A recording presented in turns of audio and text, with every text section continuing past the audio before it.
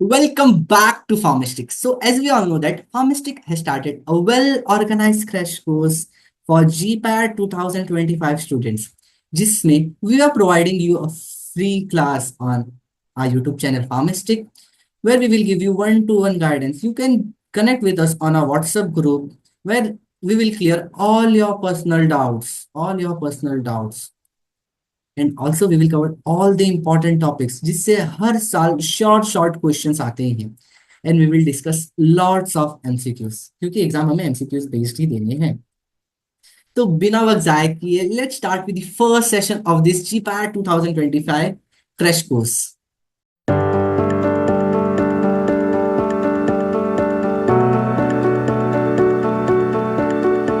So first session we will start with organic chemistry. काफी important subject है, इससे हर साल 15 से 16 क्वेश्चंस बनते हैं। तो हम ऑर्गेनिक केमिस्ट्री से स्टार्ट करेंगे। ऑर्गेनिक केमिस्ट्री में हम पढ़ेंगे aromatic, anti aromatic and non aromatic compounds.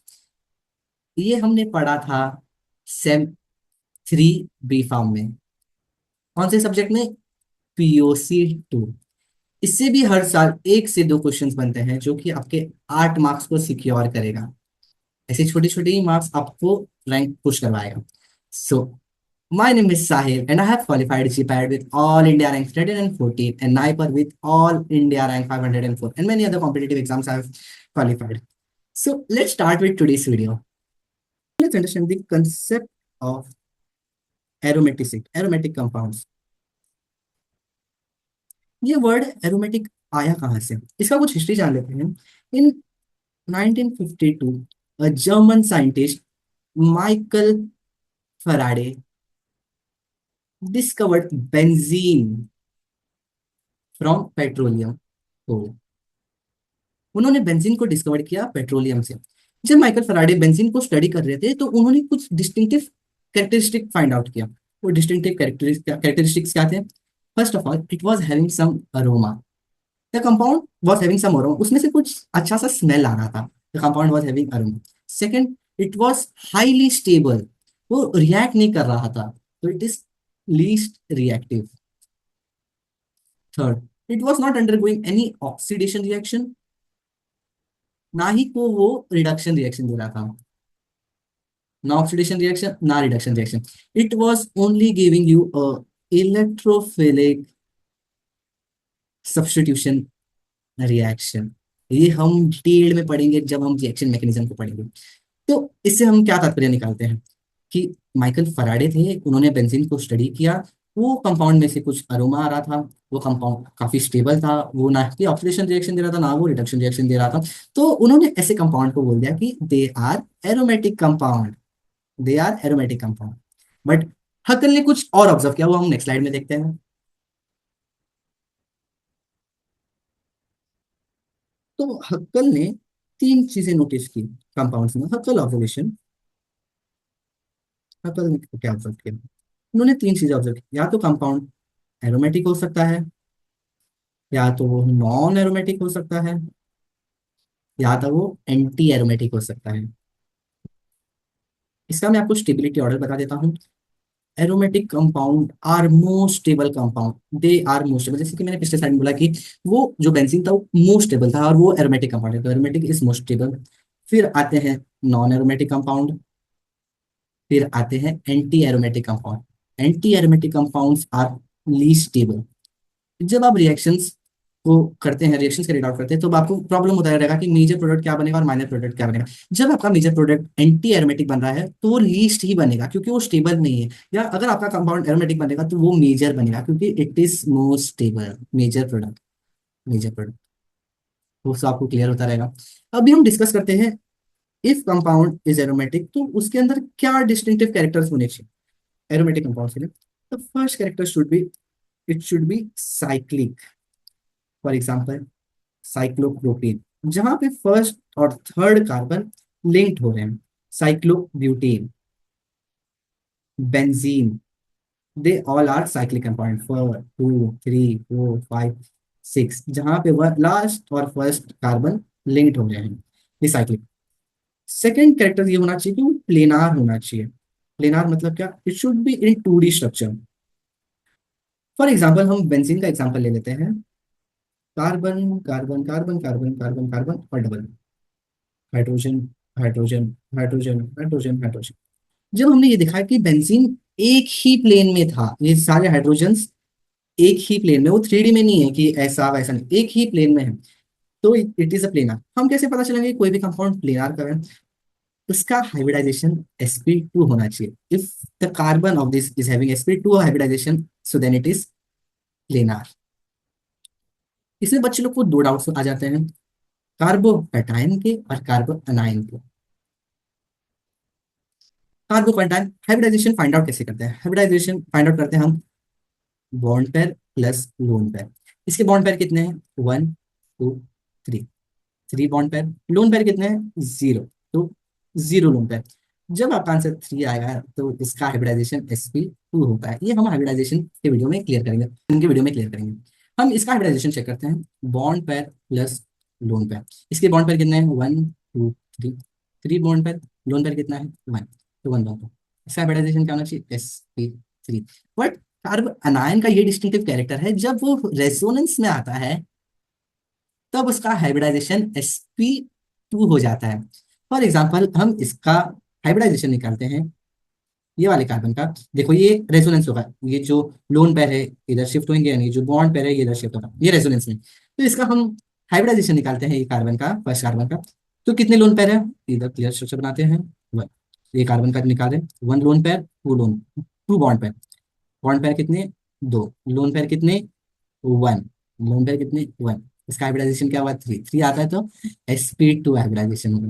Hope so आपको क्लियर हुआ रहेगा कि कार्ब अनायन और कार्बन आयन में हाइब्रिडाइजेशन कैसा चलता है। लास्ट कैरेक्टरिस्टिक ये होना चाहिए कि वो कॉन्जुगेशन सिस्टम में होना चाहिए। कॉन्जुगेशन, कॉन्जुगेशन कॉन्जुगेशन मतलब क्या?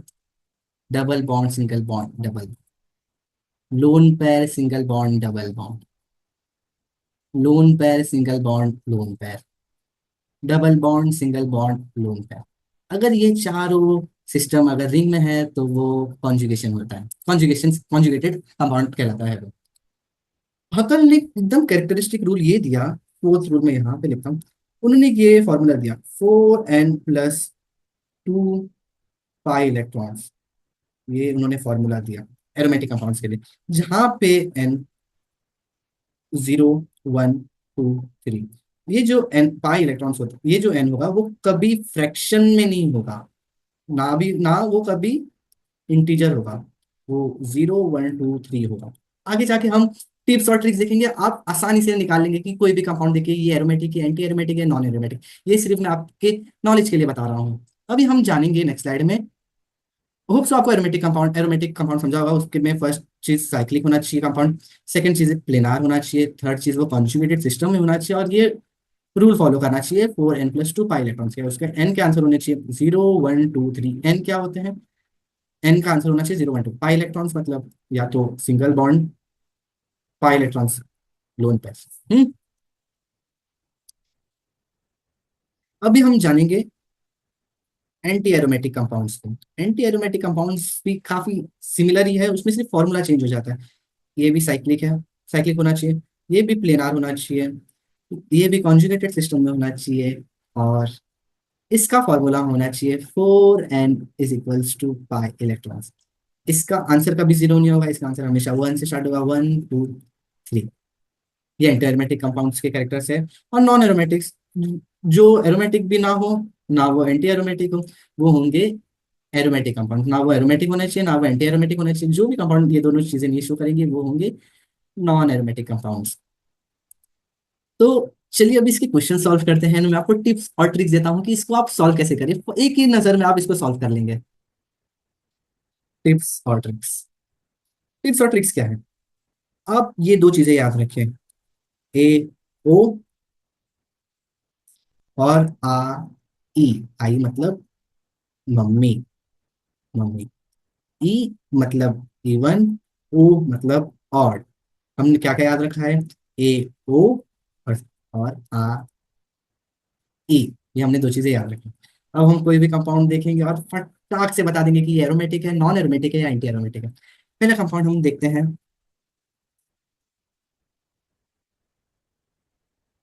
ये पहला कंपाउंड देखते हैं, ये हम फाइंड आउट करते हैं कि ये एरोमेटिक है कि नहीं।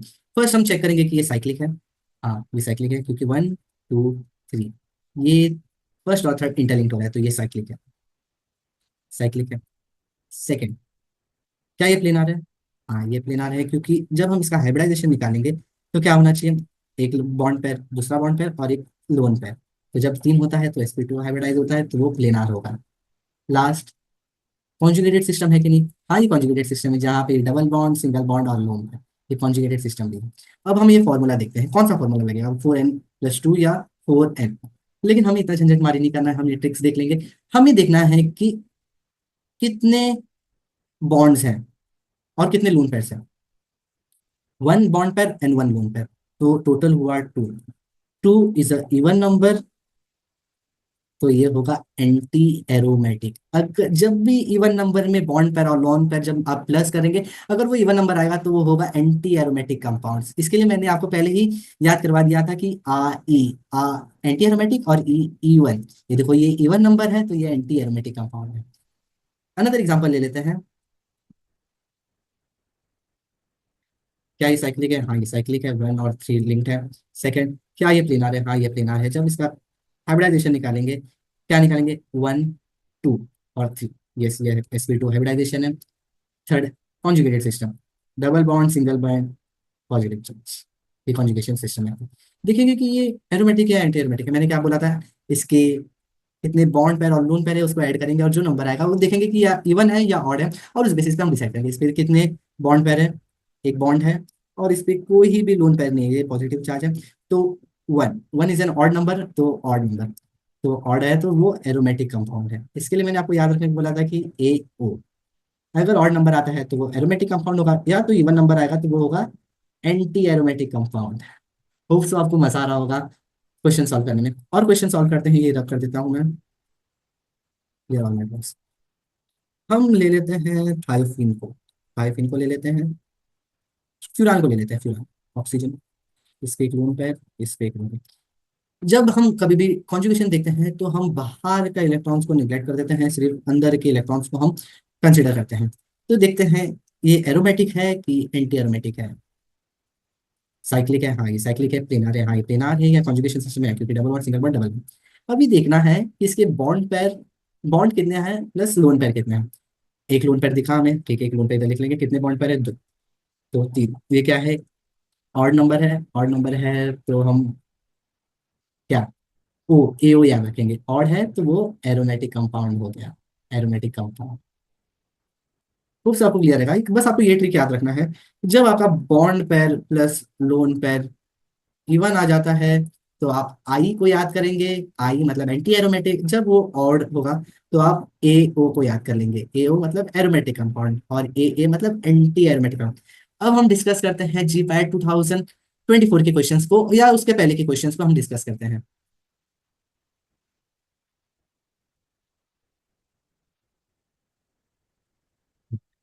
जी पैट के क्वेश्चन सॉल्व करते हैं। इसमें first, which of the following is not aromatic compound. अब इसमें से हम देख लेते हैं कि इसमें से एरोमेटिक कंपाउंड कौन सा है। पहला देख लेते हैं, अच्छा ये साइक्लिक है, साइक्लिक, हाँ सब जुड़ रहे हैं, सब जुड़ रहे हैं, सब जुड़ रहे हैं, सब एक साथ जुड़ गए हैं, सब जुड़ रहे हैं। बॉन्ड पेयर है, बॉन्ड पेयर है, बॉन्ड पेयर है, बॉन्ड पेयर है, बॉन्ड पेयर, कितने बॉन्ड है, पांच। ऑड है, ऑड है तो हम किसको, ए ओ, तो ये है aromatic compound. First one is aromatic compound. हम सेकंड को देख लेते हैं, बेंजीन है, कितने बॉन्ड पेयर हैं, तीन। ऑड है तो ए ओ को याद करेंगे, एरोमेटिक हो गया। तो हमें पूछा है नॉट एरोमेटिक कंपाउंड। फोर्थ वाला देख लेते हैं, थायोफीन को। थायोफीन में अंदर एक लोन पेयर होता है, तो bond bond pair plus lone pair को हम जब ऐड करेंगे 2+1 3, ये भी ऑड है तो ये भी एरोमेटिक कंपाउंड है। तो अपना बच जाता है third. So which of the following is not aromatic, third one is not aromatic. मैं आपको पूछना चाहूंगा क्यों, आप ये मुझे कमेंट सेक्शन में बताएं कि ये एरोमेटिक क्यों नहीं है। मैंने कुछ हिंट दे दिया है, आप मुझे कमेंट में बताएं कि एरोमेटिक क्यों नहीं है। सेकंड क्वेश्चन ये है कि which of the following is not characteristic features of arenes. Arenes, aromatic का दूसरा नाम अरीन्स है, ये आप नोट कर लें।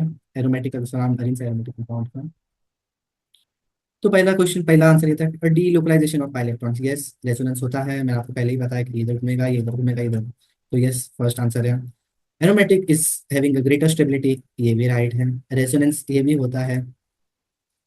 थर्ड क्या है, फोर्थ क्या है, इलेक्ट्रोफिलिक एडिशन रिएक्शन देता है, नो। ये इलेक्ट्रोफिलिक सब्स्टिट्यूशन रिएक्शन देता है, तो इसका आंसर ये होगा। यही गलत आंसर है, कुछ ऑफ द फॉलोइंग ये कैरेक्टरिस्टिक नहीं है, तो इसका आंसर आपको फोर। तो आपके 8 मार्क्स सिक्योर, 8 मार्क्स सिक्योर।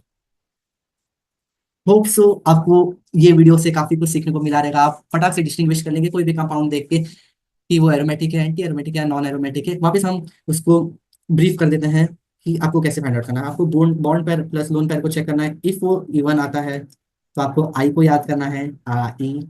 आई मतलब एंटी एरोमेटिक कंपाउंड। अगर आपका bond pair plus lone pair और है तो आपको ए ओ को याद करना है, ओ मतलब एरोमेटिक। अब हम ये भी जानते हैं कि ये बॉन्ड में दो इलेक्ट्रॉन्स होते हैं, एक इलेक्ट्रॉन ये और एक इलेक्ट्रॉन ये। तो बस आप आज के वीडियो के लिए हम इतना ही रखते हैं। होप सो आपको बहुत मजा आएगा, आपने बहुत सारे कुछ नई चीजें सीखे रहेंगे। सो साहिल गुप्ता साइनिंग ऑफ। पढ़ते रहिए, बढ़ते रहिए, आगे बढ़ते रहिए। एंड फार्मेस्ट्री को सब्सक्राइब कीजिए। एंड आपको कोई भी इंप्रूवमेंट लगे कि हमको इंप्रूवमेंट की जरूरत है तो आप प्लीज कमेंट सेक्शन में बताएं।